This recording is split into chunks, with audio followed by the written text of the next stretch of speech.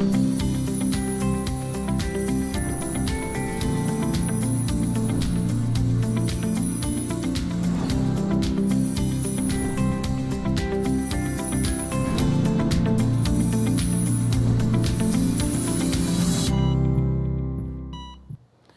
¿qué tal? Muy buenos días. Bienvenidos a Jalisco Cuida tu Salud.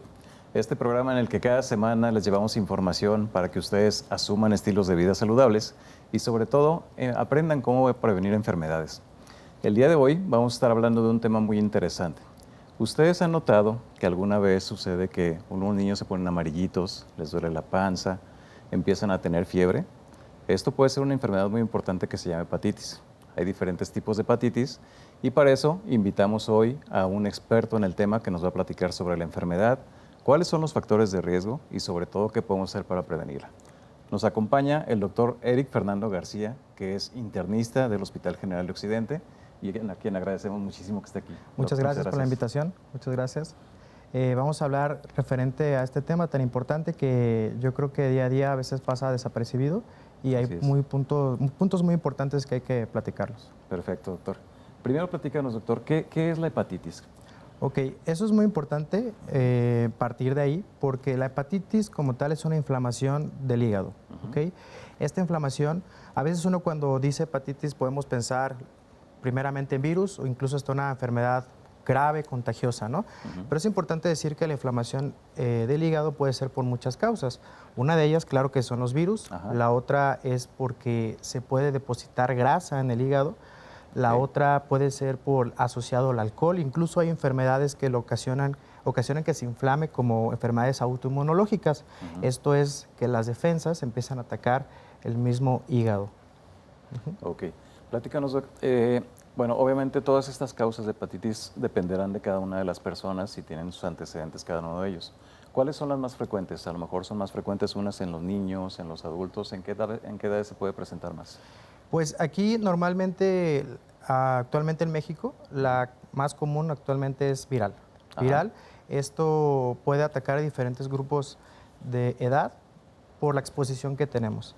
De las virales tenemos A, B, C, D, E. Y bueno, los factores de riesgo son los que están involucrados en cada grupo de edad. Por ejemplo, los niños son más susceptibles a infecciones por virus asociados a el agua contaminada.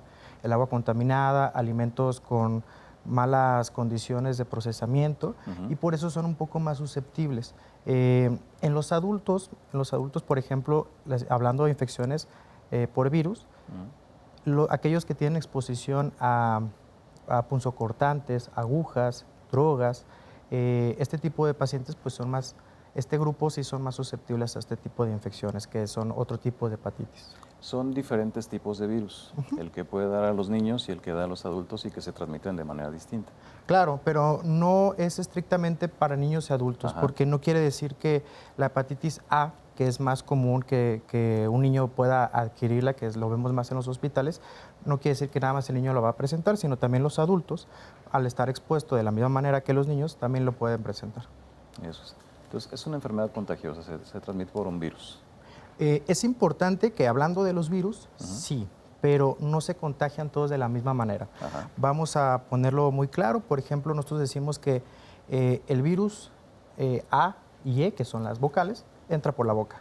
Entonces, el A y la E son las que se pueden transmitir de vía fecal oral. Así se llama. Es una transmisión medio rara, pero prácticamente es que el agua o los alimentos contaminados por micropartículas que tienen este virus, pues pueden contagiar a las personas. Y está la B, la C y la D, que se transmiten de forma sanguínea o exposición a fluidos. Entonces, cada una de ellas tiene su forma de transmisión.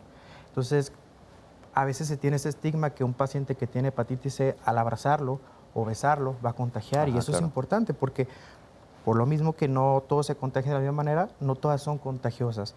Hablando hace poco que les comenté que hay muchos tipos de hepatitis, una hepatitis autoinmune, por ejemplo, una hepatitis por grasa, pues no se contagia, no son contagiosos.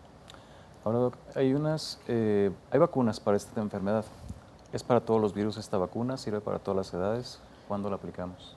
Eso es un tema muy importante porque cada una de ellas tiene su forma de prevenir. Por ejemplo, actualmente hablando de los virus, el virus de hepatitis A, tenemos vacuna accesible y podemos disponer de ellos con los pacientes que están con riesgo. Por ejemplo, aquellos que tienen alguna enfermedad que su sistema de defensa está bajo, se puede aplicar. Incluso está libre si quieren aplicarlo a los niños. La vacuna de hepatitis B está actualmente en nuestro esquema de vacunación mexicana. Está desde el recién nacido, 2 y 4 meses. Entonces, con esto podemos prevenir la hepatitis B. La hepatitis C, aquí realmente lo más importante es que ya hay una cura, más que una vacuna. Y las otras más, pues hay que tener más que nada la prevención. No hay mejor medicina que la prevención. Bien, perfecto. Doc, ¿es frecuente que luego, pues es un padecimiento a lo mejor, sobre todo la hepatitis A, como lo comentas, que es más frecuente a lo mejor en la población infantil y luego cuando los papás ven al niño, deciden a lo mejor tratarlo en casa y no llevarlo a atención médica?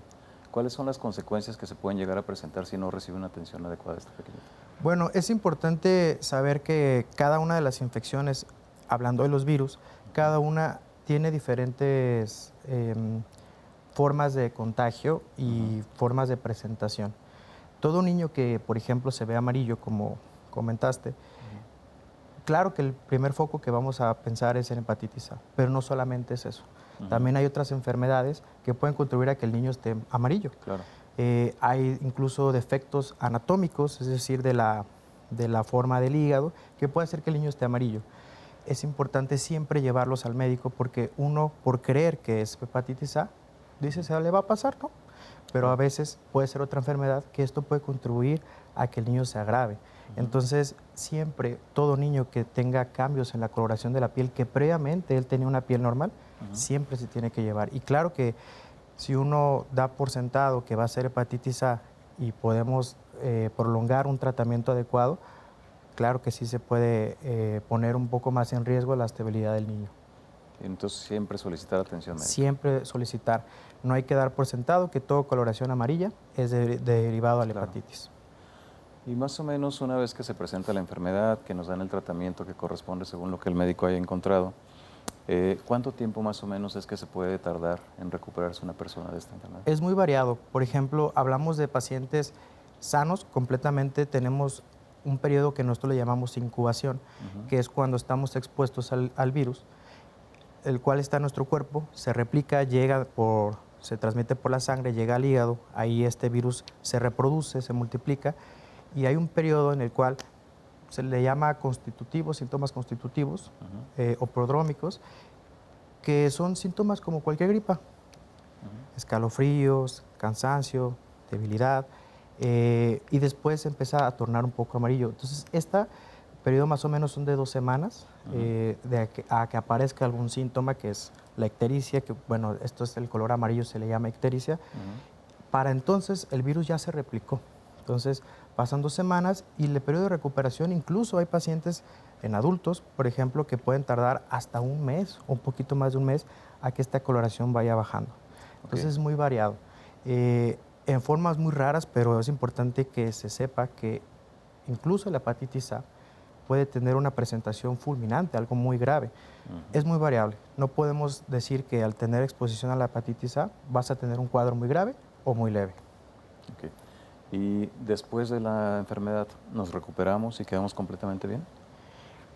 Aquí va a depender nuevamente de qué tipo de hepatitis hablamos. Por ejemplo, la hepatitis A es una enfermedad infecciosa aguda que normalmente cuando ya pasa el periodo de infección, el periodo de los síntomas, se cura prácticamente el hígado, se recupera poco a poco, depende cada persona, y ya.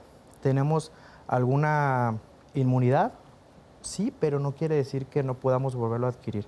En la hepatitis B, por ejemplo, la hepatitis B y C, que son 2 infecciones por estos virus, que incluso hay pacientes que pasan muchísimos años sin tener un solo síntoma.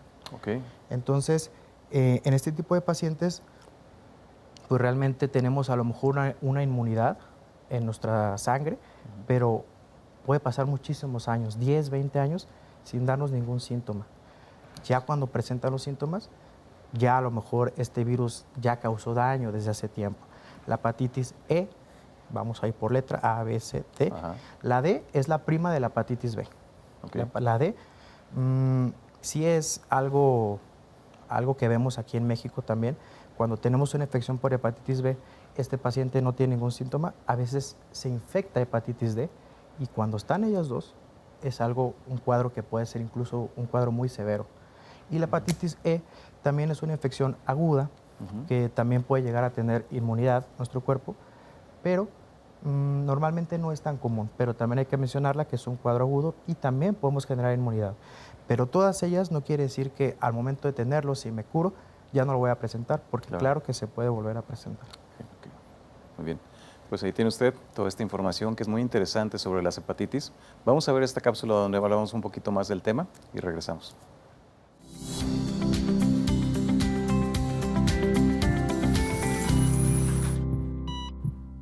Cada 30 segundos a nivel mundial, una persona muere por complicaciones relacionadas con la hepatitis crónica, incluyendo la cirrosis y el cáncer de hígado. Pero, ¿qué tanto sabes sobre esta enfermedad? La hepatitis es una inflamación del hígado, un órgano fundamental para nuestro organismo, ya que ayuda a procesar los alimentos, eliminar toxinas y almacenar energía. Esta enfermedad puede ser causada por un virus, el consumo excesivo del alcohol, algunos medicamentos o enfermedades autoinmunes. Existen 5 tipos principales de hepatitis viral. La hepatitis A, que se transmite por el consumo de agua o alimentos contaminados. La hepatitis B, que se contagia por contacto con sangre u otros fluidos corporales. La hepatitis C, cuyo principal vía de transmisión es la sangre contaminada. La hepatitis D, que solo afecta a personas que ya tienen hepatitis B. Y por último, la hepatitis E, que al igual que la hepatitis A, generalmente se transmite por agua contaminada. En muchos casos, la hepatitis puede no presentar síntomas al inicio, sin embargo, algunas personas pueden experimentar cansancio, fiebre, pérdida del apetito, náuseas, dolor abdominal, orina oscura o coloración amarillenta en la piel y los ojos. La prevención es la mejor herramienta para proteger nuestra salud. Vacúnate contra la hepatitis A y B cuando esté indicado de acuerdo con la cartilla. Lava tus manos con frecuencia, consume agua potable y alimentos preparados de manera higiénica. Evita compartir agujas, rastrillos o cepillos dentales y utiliza preservativo en las relaciones sexuales. Ante cualquier síntoma o si consideras que estuviste expuesto a un riesgo, acude a tu unidad de salud. La detección oportuna puede prevenir complicaciones y proteger tu bienestar.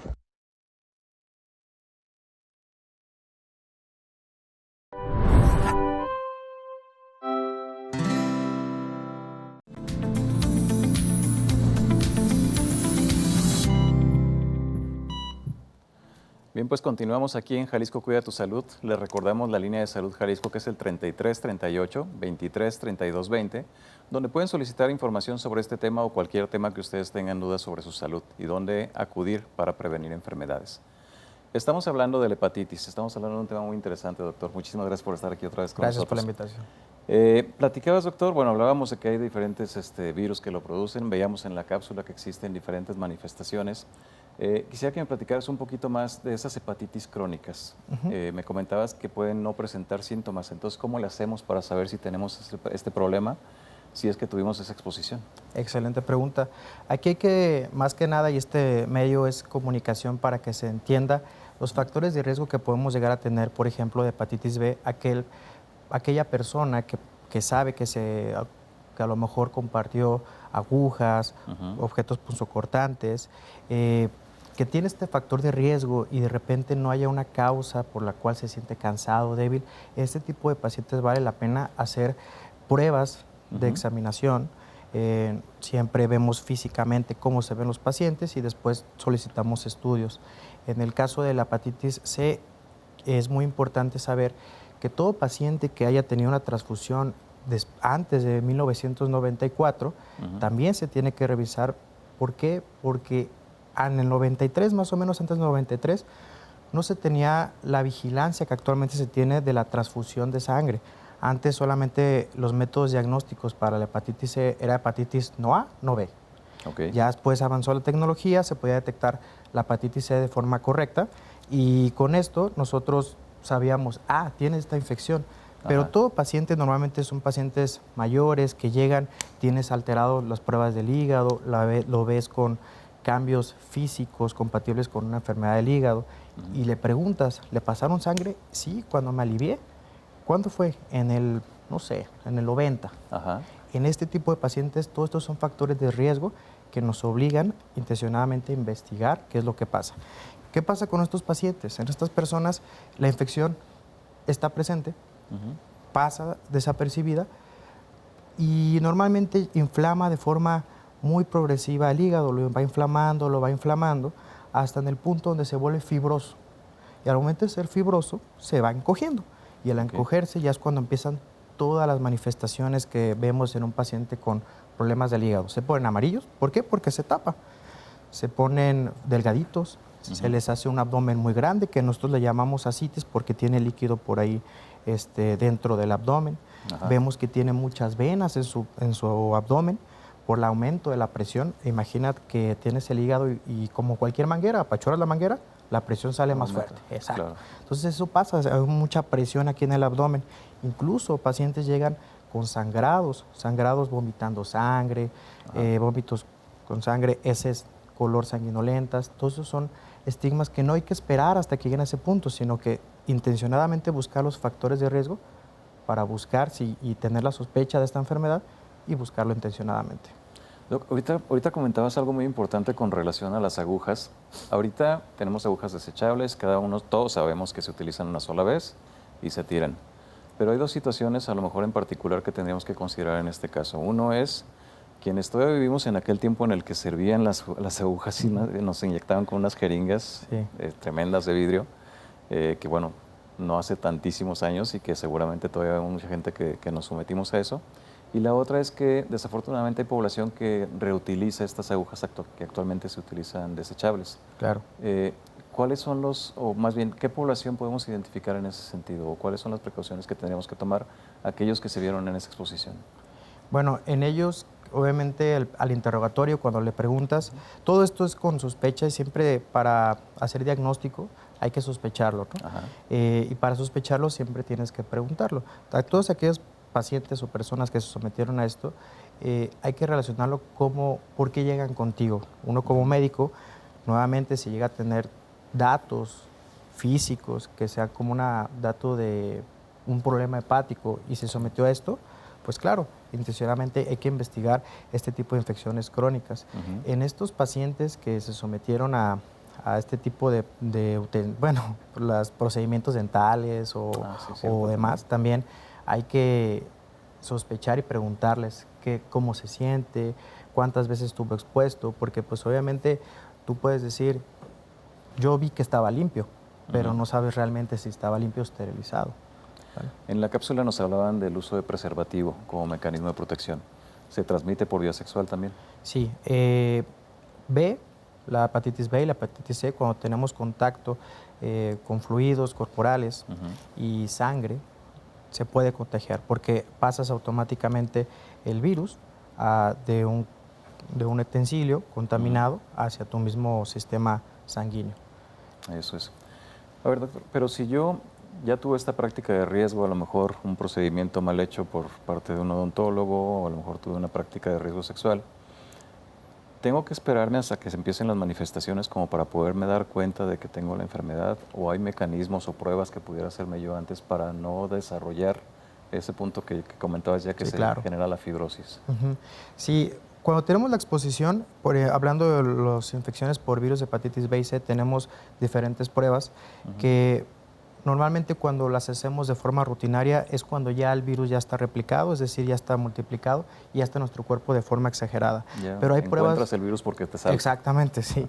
Pero hay pruebas específicas que no están de forma rutinaria en cualquier sistema de salud que se tienen que pedir. Hablando de hepatitis B, por ejemplo, es un proceso, ¿no? Si nosotros lo ponemos de forma gráfica, en el momento que tenemos la exposición hasta que aparecen los síntomas, es todo un proceso. Entonces se va replicando, se multiplica y en esos procesos, tanto como hepatitis B y hepatitis C, detectamos con diferentes pruebas.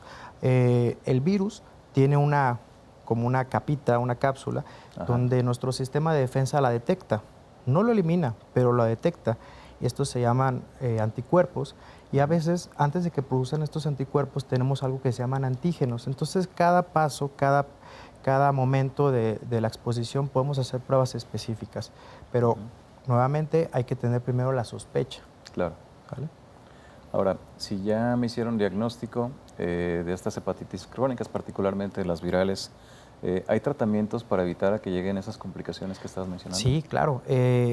Actualmente en México, antes se tenía un tipo de tratamiento específico para hepatitis C, pero actualmente hay tratamiento, un antiviral que es de 3 meses de tratamiento y se ha visto fabulosa regresión de esta carga viral. Se le llama carga viral la cantidad de virus que tenemos en la sangre. Entonces, sí, actualmente hay. Afortunadamente, el sistema de salud actual, una vez que se detecta este paciente con esta infección, se otorga de forma gratuita, solamente teniendo bien el análisis, teniendo bien detectado el paciente, y hay tratamiento para hepatitis C. Para la hepatitis B, depende en qué etapa lo estamos encontrando. Lamentablemente, la hepatitis B es una infección la cual puede progresar incluso a ser cancerígena. Entonces, cuando ya se presenta estadios finales como un cáncer, pues aquí ya va a ser más enfocado en tratar el cáncer más que el virus. Eso es. Entonces, ¿nos podemos complicar con cirrosis, con cáncer? ¿Alguna otra complicación que se presente de estas cronicidades? El paso secuencial es, se infecta el paciente, después generamos inflamación. La inflamación lleva a la fibrosis y la fibrosis, cirrosis. Y en ciertos tipos de cánceres, pues la replicación después de tener fibrosis es como cualquier órgano. Si no se funciona, se atrofia, y si se atrofia, el cuerpo lo desecha. Entonces, Claro. Ese es el paso. Primero, infección, inflamación, fibrosis, cirrosis, y ahí hay 2 caminos: cáncer o la pura cirrosis. Entonces, así con esa misma secuencia que nos acabas de platicar, también hay una secuencia de la prevención. Claro. Podemos irnos desde evitar esas conductas de riesgo y luego, ¿cuáles son las demás? Evitar las conductas de riesgo es lo más importante. La otra es detección oportuna y un tratamiento también oportuno. O sea, ya con esto que hemos hablado, una vez que tengamos los factores de riesgo, todos en casa que se hayan identificado con este factor de riesgo y que se hayan detectado, están a tiempo de de evitar el último paso, que es la cirrosis o el cáncer, ¿no?, hepático. ¿Y hay alguna que no se cura? Pues hablamos ya cuando tenemos la parte final del cáncer, pues ahí sí ya el tratamiento para tratar la infección viral pues realmente ya no ayuda mucho, porque la parte final ya está. Entonces, cuando tenemos la parte de cirrosis, que ya son las complicaciones pertinentes, hay que tratar la complicación que ya trajo la enfermedad. Entonces, siempre la mejor medicina va a ser la preventiva y detectar los factores de riesgo. Mientras más pronto lo detectemos, mejor es el resultado que tenemos con el tratamiento. Así es. Fabuloso.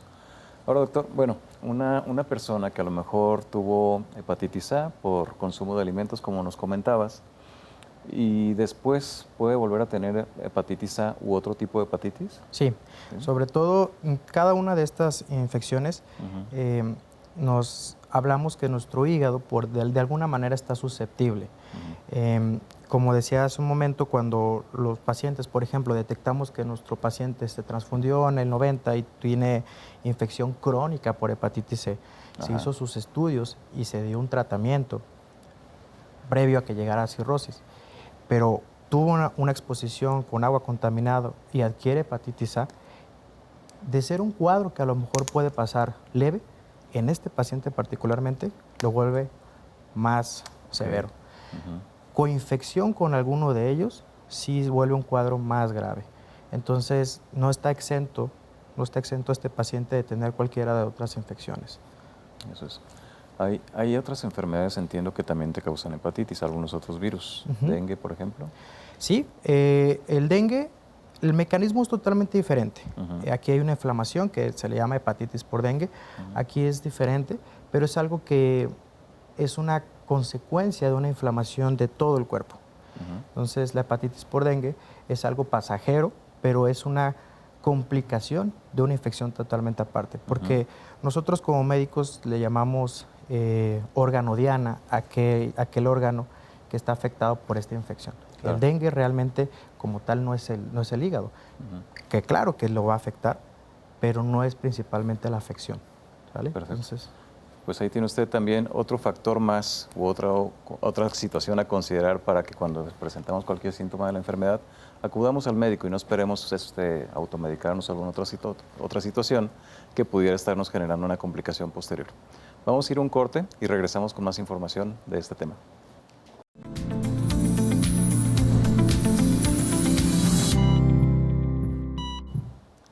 Pues continuamos aquí en Jalisco Cuida tu Salud. Estamos hablando de un tema muy interesante, un tema que a lo mejor no siempre tomamos en cuenta, pero que es fundamental que estemos considerando. Estamos hablando de las hepatitis.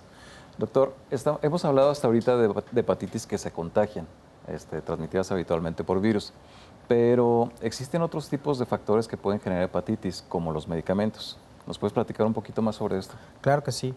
La hepatitis, como hemos hablado, la inflamación del hígado, no nada más por procesos infecciosos, también puede ser por ciertos fármacos. Hay que decirlo que todos los medicamentos tienen un proceso de degradación, es decir, de eliminación de nuestro cuerpo, y la gran mayoría pasa por el hígado.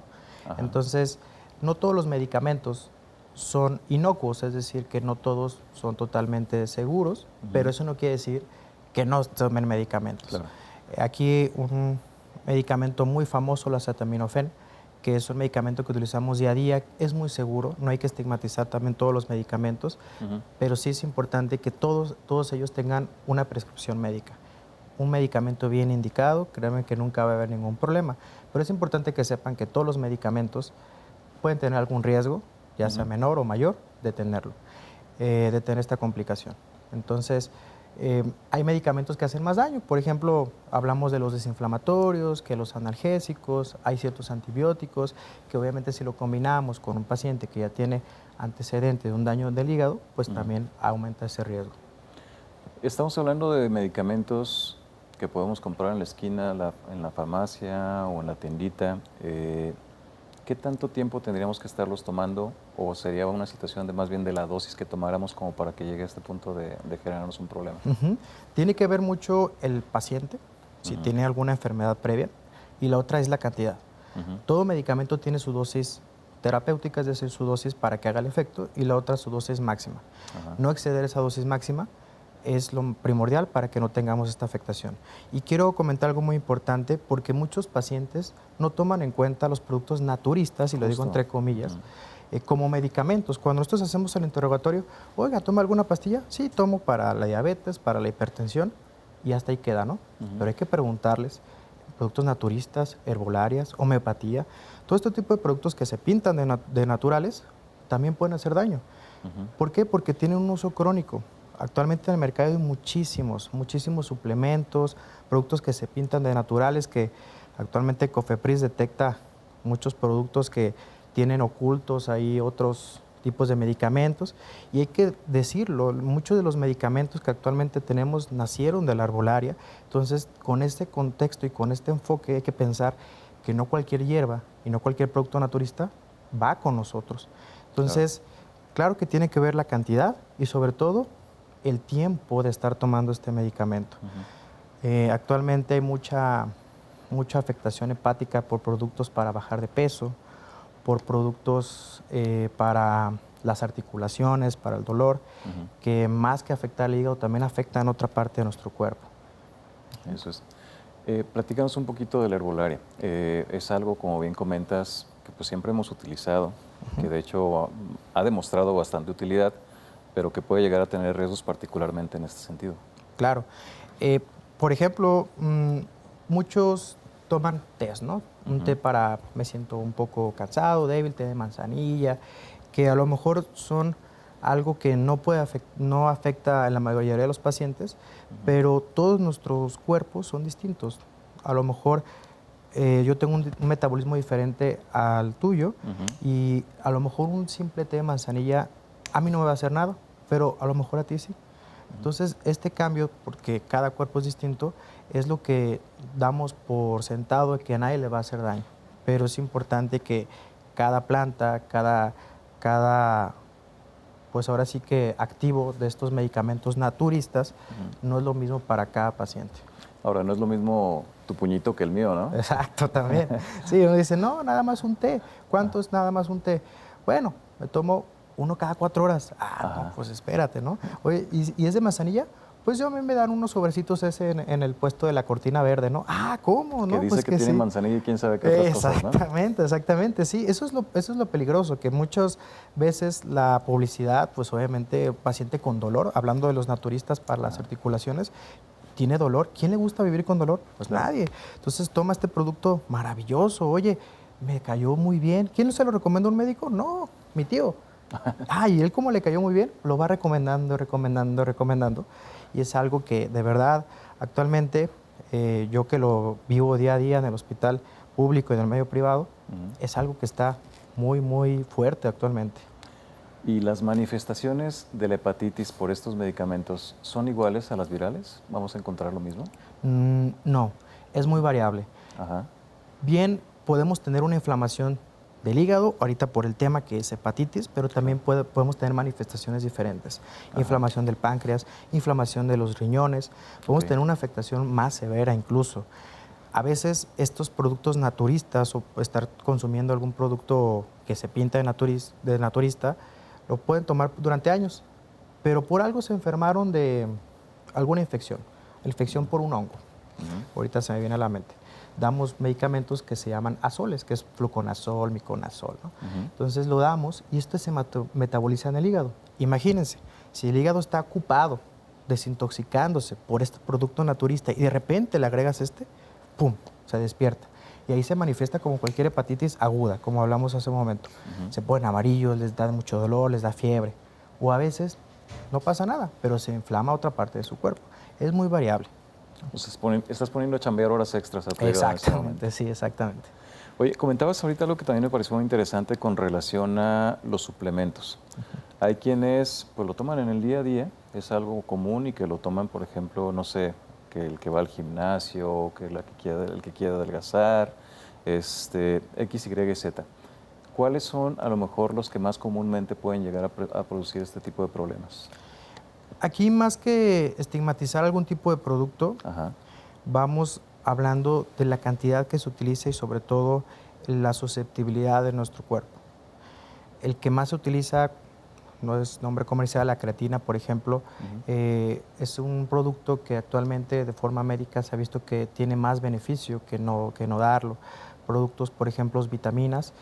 Siempre yo le digo a los pacientes, si nosotros comemos adecuadamente, no tenemos que tener una deficiencia de vitaminas, no tenemos que necesitar algo extra, porque mucha gente que está débil, cansada o se siente fatigada por el trabajo, estresada, me faltan vitaminas. Claro, luego, ¿no? Entonces, no, realmente no hay un producto como tal que yo te pueda decir, esto le va a generar el problema. Pero el que utiliza mucho la creatina es algo seguro, pero hay que tener en cuenta que si lo combinamos, que tomo vitaminas para tal, y luego una proteína y todo, pues también ahí le damos en la torre al cuerpo, ¿no? Le estamos dando mucha chamba, como dices. Abres el botiquín y tienes todo tapizado. Sí, hay gente que tiene muchísimas. Oye, ¿este para qué es? Es porque me siento cansado, ¿no? Entonces, y luego eso es lo peor, ¿no? Que te lo automedicas, vas y lo escoges en un estante de la farmacia y no sabes ni siquiera lo que contiene, ¿no? Exactamente. Entonces, sí hay que tomar en cuenta que en el mercado hay muchísimos productos que yo los invito que antes de consumirlo, infórmense con un médico, no pasa absolutamente nada si se lo preguntan, vean la etiqueta, investiguen, pongan el nombre de lo que van a consumir y después póngale Cofepris para saber si lo tiene identificado como un producto dañino, vean la fecha de caducidad, vean con qué lo van a mezclar, con qué lo pueden mezclar. Entonces, eso es muy importante para identificar este tipo de productos. Es muy, muy importante esto que comentas, que a lo mejor no lo tomamos tan en cuenta siempre. Checar en las páginas oficiales si ese producto tiene algún tipo de alerta para evitar su consumo, ¿no? Claro que sí, y es abierta al público. Se pueden meter a redes sociales, en internet, y hay un sinfín de productos que ya se tienen identificados. Ok. Oye, y bueno, cambiando un poquito, yéndonos a otro tipo de hepatitis, la hepatitis por alcohol. ¿Qué tan frecuente es? ¿En qué momento? Si yo me tomo un vasito de cerveza al día, ¿qué tanto me puede estar afectando a mi hígado? Híjoles, aquí es un tema muy importante y muy controversial. Eso de la copa, lo hablamos en un programa también que se tiene esa creencia, ¿no? Una copita de vino al día ayuda, porque tiene un un producto que se llama resveratrol, que tiene taninos, así se llaman, que ayudan al sistema cardiovascular, ¿no? El problema no es que sea malo, el problema es que esta gente lo hace a diario y dice, bueno, si una me hace bien, 2, ¿por qué no? 2 van a ser mejor. Exactamente, entonces está muy controvertido porque claro que la uva, hablando del vino, la uva tiene cosas buenas, resveratrol y taninos, como te comento, pero son cantidades grandes las que se vio que beneficia al sistema cardiovascular. Para llegar a esa cantidad protectora se necesita 2 botellas prácticamente. Entonces, pues ahí sí, el riesgo-beneficio de utilizarlo, pues se inclina más al riesgo. Claro. Entonces, la exposición del alcohol, aquí hay que hablar del alcohol como tal, porque tanto, pues ahora sí que la cerveza, el tequila o los destilados, el vino, cada uno tiene diferentes graduaciones y porcentaje de alcohol. Y nosotros como médicos decimos a partir de cuántos gramos de alcohol hay riesgo para tener daño hepático. Hablamos más o menos en el hombre 30 gramos, en la mujer poco menos, 20 gramos, que ahorita ya casi está equilibrando, pero este tipo de consumo de forma persistente sí llega a tener afectación de forma crónica. Nuevamente, cada cuerpo es distinto. No es lo mismo que, por ejemplo, tomes 3 copas al día durante toda tu vida, a que durante un fin de semana te tomes 3 botellas, ¿no? Entonces, a veces el porcentaje y la cantidad de alcohol es lo que te va a afectar de forma aguda. En ese momento y se te pasó. En ese momento. Y las manifestaciones son muy diferentes a la hepatitis viral, que claro, todas se pueden presentar con cambio de coloración, el abdomen que habíamos comentado, pero el alcohol tiene otras complicaciones como deficiencia de ciertas vitaminas, vitamina B12, y esto puede contribuir a alteraciones del estado mental, muy diferentes a lo de hepatitis. Muy interesante. Ahora, Doc, bueno, luego decimos, ¿sabes qué es? Que lo que pasa es que yo como muy bien antes de tomar alcohol y por eso a mí no me va a hacer daño. ¿Me aguantas con esa pregunta? Y regresamos Claro que sí. a un corte para poderla contestar.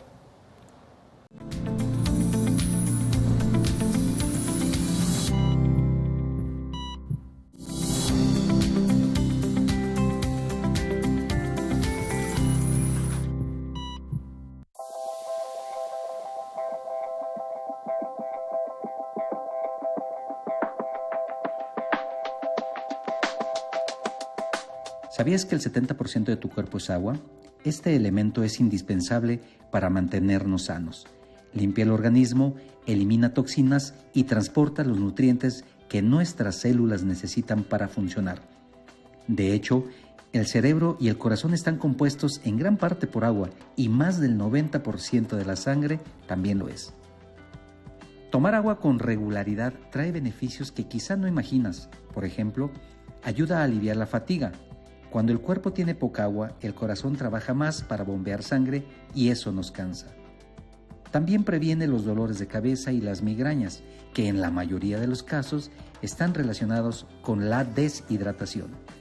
El agua mejora la digestión y evita el estreñimiento, ya que ayuda a que los alimentos se descompongan correctamente. Además, hidrata y da elasticidad a la piel, ayudando a combatir arrugas y otros signos de la edad. Y no lo olvides, también regula la temperatura de nuestro cuerpo y reduce el riesgo de calambres musculares.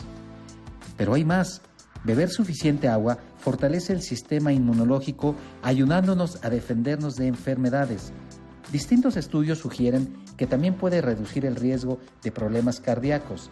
Las personas que beben más agua al día presentan menos complicaciones cardiovasculares. Incluso puede ayudar a disminuir el riesgo de ciertos tipos de cáncer como el de vejiga. Y si alguna vez te preocupa el mal aliento, la solución puede ser tan sencilla como beber más agua, porque mantiene la boca hidratada y ayuda a eliminar bacterias.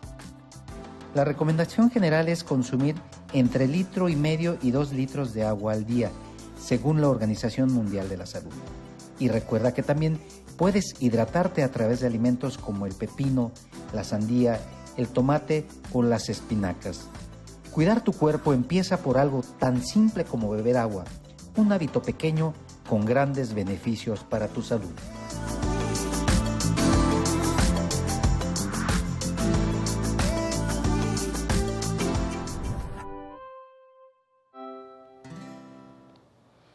Como ve, qué interesante, ¿no? Algo que habitualmente podemos considerar que no es tan importante como tomar agua, es fundamental para cuidar nuestra salud y nos previene de muchísimos problemas.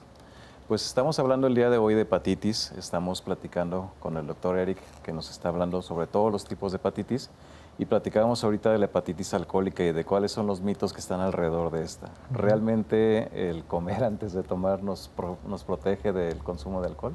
No, la verdad es que la exposición del alcohol, independientemente de lo que consumamos antes, que incluso hasta dicen que una bebida dulce, ¿no? O algo, no, a fin de cuentas el cuerpo está expuesto al alcohol y siempre hay que considerar que el exceso de este pues va a contribuir a un daño ya sea de forma rápida o de forma lenta. Ahora, doctor, ahorita en la cápsula platicábamos de la importancia de la hidratación. Luego también la hidratación se asocia mucho con el uso de bebidas energéticas. ¿Estas bebidas producen daño hepático también? Más que nada este tipo de bebidas energéticas, que hay muchísimas marcas, los componentes que tienen en ellas son los que pueden generar algún daño. No tanto hepático, es gran cantidad de azúcar que tienen estas bebidas para acompañar. La verdad es que si ponemos a la balanza qué es lo que afecta más a este tipo de bebidas, pues ahora sí que la cantidad de azúcar es una de ellas. La otra es que muchos de los componentes de ellas actúan a nivel de nuestro sistema nervioso central, es decir, que nos pone, por eso se llaman energetizantes, ¿no? Nos vuelve un poco hiperactivos y si nuestro cuerpo está susceptible a algún tipo de fármacos que ya sabíamos que estábamos con riesgo a tener alguna afectación hepática y consumimos estas bebidas, claro que puede afectar. Es importante también no ser muy enfáticos en que a todos los pacientes les va a hacer mal, sino que tomar en cuenta que cada paciente va a reaccionar diferente a este tipo de sustancias. No nada más decir que tiene un daño hepático estas bebidas, ¿no? Sino un daño más por las otras cosas que contienen, el azúcar, y, bueno, taurina y todo lo que contiene, ¿no? Ahora, es una práctica que cada vez es más común el uso de estas bebidas energéticas combinadas con alcohol, y esto particularmente pues en el antro, etcétera. Eso entiendo que debe ser todavía un factor de riesgo todavía más alto. Totalmente, totalmente actual. Y no nada más lo mezclan con eso, también lo mezclan con otros productos con gran cantidad de alcohol, con vodka, con más de 3 tipos de alcohol. Y el gramaje y la cantidad de alcohol que a lo mejor puedes consumir en una bebida, lo triplicas o lo cuadruplicas. Y si le agregas todavía estas sustancias extra de las bebidas energéticas, claro que sí te puede hacer una afectación de forma súbita. Total al hígado ahí para poder procesar todo Un eso. fregadazo totalmente. Eso es. Ahora, doctor, pasando a otro tipo de hepatitis. Es una enfermedad que también se asocia con algunos otros padecimientos crónicos, como los metabólicos. Platícanos un poquito de qué padecimientos son estos que pueden condicionar esta hepatitis y cómo es que sucede esta situación. Sí, normalmente nosotros como médicos hablamos que cualquier afectación metabólica, es decir, el descontrol de la glucosa, descontrol de las grasas, genera una inflamación en nuestro sistema corporal. Ya actualmente se le apuesta más a que un nivel excesivo de glucosa, de grasas, genera una inflamación. Y al inflamar podemos generar aumento de sustancias que se llaman citocinas y estas pueden afectar al hígado. Cuando nosotros tenemos un exceso de inflamación y un exceso de glucosa, podemos hacer que el hígado poco a poco se vaya depositando esta grasa. El depósito es porque el cuerpo no alcanza a procesar bien este tipo de colesterol, triglicéridos, todo este tipo de carga de lípidos, y poco a poco se empieza a depositar en el hígado, lo que conocemos coloquialmente como hígado graso. Actualmente como médicos decimos disfunción hepática asociado a afectación metabólica, ¿no? Entonces, este tipo de agregado en el hígado causan inflamación. Y volvemos a lo que hemos estado hablando. Al inflamar el hígado de forma crónica, de forma lenta, podemos generar fibrosis. Nuestros pacientes que tenemos con diabetes, con hipertensión y con dislipidemia, es decir, aumento de las grasas en nuestra sangre, tenemos que llevarlos o someterlos a un estudio que se llama FibroScan, que lo que hacemos es, por medio de un eco, vemos el hígado, le manda pequeños golpecitos para ver qué tan fibroso está, si está aguadito o si está duro. Entre más duro, obviamente hablamos de más grado de fibrosis, y entre más blandito, pues menos grado. Entonces, esta se considera una inflamación crónica, que si no la tratamos también como las otras enfermedades, podemos generar cirrosis. Hay pacientes, mucha mujer, por ejemplo, que llegan a edad avanzada después de la menopausia y tiene todos los datos clínicos de hepatitis. Tiene afectación en sus pruebas en sangre del hígado, pero no tomó, no la transfundieron, no se infectó, no tiene enfermedad autoinmunológica. Ahí es cuando empezamos a sospechar, bueno, va a tener una disfunción por las grasas. Resulta que le tomamos niveles de colesterol, triglicéridos y por las nubes, ¿no? Le hacemos este estudio, cirrosis. En este tipo de pacientes, por eso es importante en todo paciente que tiene muchas enfermedades y sobre todo aumento de las grasas, detectarlos a tiempo. Porque también el hígado graso se considera una enfermedad que va a terminar en cirrosis. Okay. A lo mejor no está tan relacionado con la hepatitis como tal, pero creo que también es muy importante que nos platiques un poquito porque luego es común que el paciente, por ejemplo, con la diabetes, con la hipertensión, y de hecho es tu área también, dice, me siento bien, entonces no tengo por qué tomar mi medicamento o a lo mejor me lo tomo más espaciado de como me lo recomendó el doctor.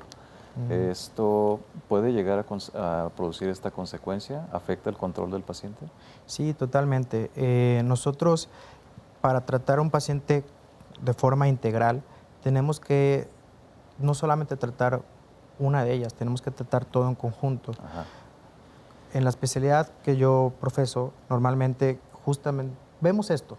Si tu paciente tiene descontrol de las grasas, tiene descontrol de la presión, de la diabetes, en vez de dar nada más algo para la presión o algo para la diabetes, dale algo que le pueda contribuir a lo demás.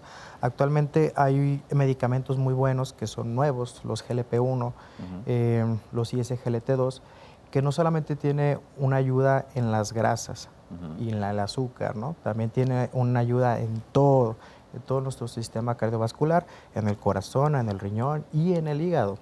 El tratamiento del hígado graso, de esta disfunción metabólica, se ha visto que los GLP-1, estos nuevos fármacos, ayudan a todo. Entonces, sí, justamente el suspender de vez en cuando el manejo para diabetes, ¿qué hace? Hace estos famosos picos, le llamamos picos hiperglucémicos. Mucha gente dice, es que yo no me quiero tomar la metformina porque me baja el azúcar. No. Hay que explicarles bien cuál es el mecanismo, porque eso no genera. Pero al tener esa creencia, ¿qué pasa? Que de repente se echa su torta y la glucosa 300. Claro. No, ya me sentí mal, déjame lo voy a tomar. Estos picos son los que más afectan y son los que más generan depósito de grasa, más inflamación del cuerpo.